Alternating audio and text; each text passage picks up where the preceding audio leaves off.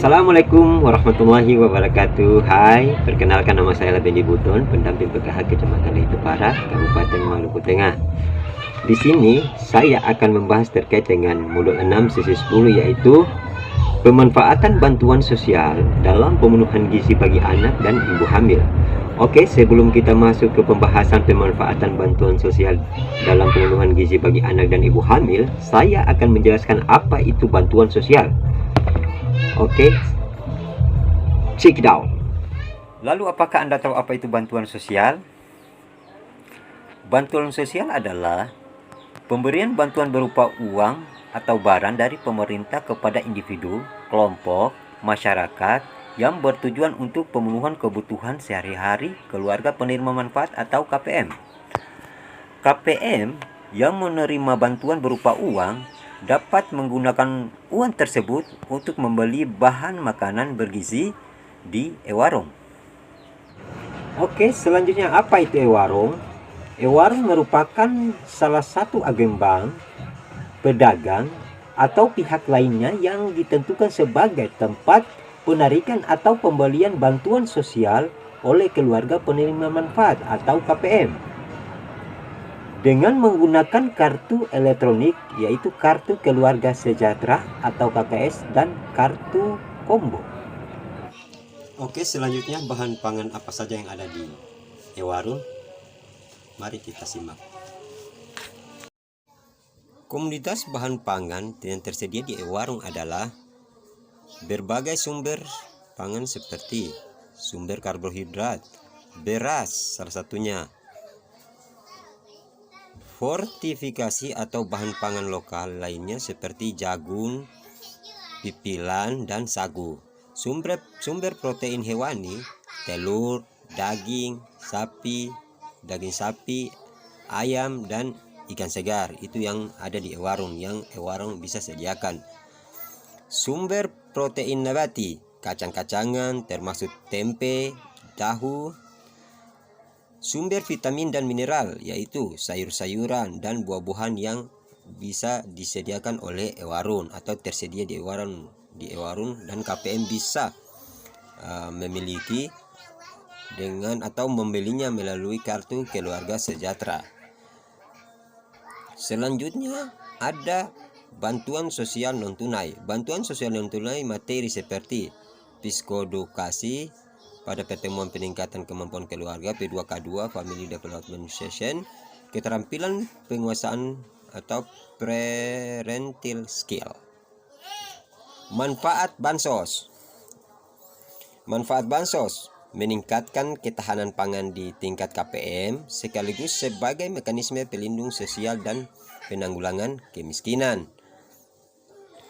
Selanjutnya, meningkatkan pertumbuhan ekonomi di daerah, terutama usaha mikro kecil dan bidang perdagangan. Selanjutnya, dalam jangka panjang mencegah terjadinya stunting dengan pemenuhan gizi pada 1000 hari pertama kehidupan atau HPK. Lanjut, bahan pangan apa saja yang ada di lingkungan sekitar rumah? Yang kita tahu di sini bahan pangan yang ada di sekitar rumah salah satunya karbohidrat atau makanan pokok. Karbohidrat adalah sebagai sumber utama energi kekuatan bagi tubuh. Kebutuhan karbohidrat setiap orang tidak sama tergantung pada usia, jenis kelamin, aktivitas fisik yang dijalani, dan juga kondisi medis tertentu. Namun, pada umumnya orang dewasa sehat membutuhkan asupan karbohidrat sekitar 220-300 gram per hari. Untuk yang ingin menjaga berat badan, asupan karbohidrat yang disarankan adalah sekitar 50-150 gram per harinya. Ada dua jenis sumber karbohidrat. Yang pertama, jenis patian seperti nasi, jagung, kentang, sagu, dan ubi yang bisa dapat dibeli di warung. Kedua, jenis bahan makan yang tidak berpati. Karbohidrat selain berfungsi sebagai bahan bakar, Energi dan aktivitas bayi idealnya 4 sampai 45 sampai 65% asupan kalori harian mengandung karbohidrat. Lalu lauk pauk sumber protein. Protein disebut sebagai zat pembangun, yaitu membangun seluruh jaringan tubuh termasuk memperbaiki sel yang rusak.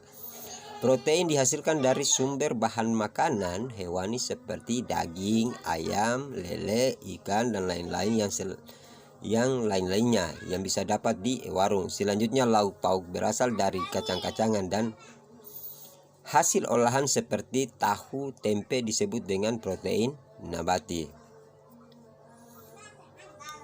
Kita lanjut di sayur-sayuran dan buah-buahan. Sayur dan buah-buahan merupakan sumber vitamin mineral yang dibutuhkan oleh tubuh, apalagi untuk KPM. Buah-buahan berwarna merupakan sumber vitamin A, C, dan E. Vitamin juga merupakan antioksida yang dapat menjaga tumbuh dan kerusakan aktivitas zat radikal bebas. Atau dikatakan lain, salah satu pencegahan dan penanganan stunting yang dibutuhkan oleh KPM yaitu makan makanan sayur-sayuran yang bergizi yang bisa dapat dimiliki oleh KPM di warung yang menggunakan kartu keluarga sejahtera. Manfaat vitamin dan mineral menurut dokter spesialnya gizi klinik Samuel E. Toro adalah membantu pembentukan energi yang dihasilkan oleh karbohidrat, lemak, dan protein akan sulit diubah menjadi energi tanpa bantuan vitamin dan mineral. Terus bahan-bahan apa saja yang ada di lingkungan sekitar yang KPM bisa dapat dimanfaatkan? Indonesia sebagai negeri yang kaya raya akan jenis pangan yang ditumbuh dan tersedia di melimpah di seluruh wilayah, mulai dari Sabang sampai Merauke, dari Miagas sampai dengan Pulau Rote. Bahkan makanan pokok mudah ditemukan di mana-mana seperti beras, jagung, umbi-umbian mudah ditemukan di sekitar kita.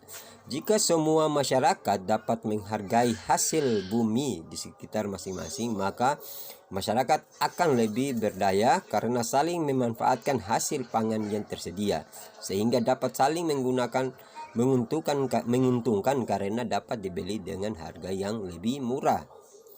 Nah, di sini KPM dapat memanfaatkan lingkungan sekitar untuk menanam buah-buahan, contohnya labu dan lain-lainnya. Jenis bahan sayuran di Indonesia cukup melimpah seperti bayam, kangkung, sosin, dan seledri. Bahkan daun kelor saat ini sedang tren berdasarkan hasil penelitian, dan daun kelor sebagai bahan sayur yang memiliki sangat tinggi kandungan gizinya. Indonesia juga memiliki jenis buah-buahan yang sangat beragam pula seperti papaya, mangga, pisang, jambu, dan lain-lain. Terus untuk daun kelor sendiri, daun kelor itu tanamnya di mana saja. Apalagi sekarang sudah tren ya. Daun kelor itu manfaatnya sangat besar dan tingkat gizinya juga sangat tinggi. Baik untuk salah satu penanganan stunting juga. Fungsi sayur dan buah menjaga kenormalan tekanan darah, gula darah, dan kolesterol. Menurun resiko sembelit pada saat buang air besar. Sebagai antioksidan yaitu penangkal senyawa jahat dan tubuh, mencegah penyakit tidak menular atau kronik. Oke.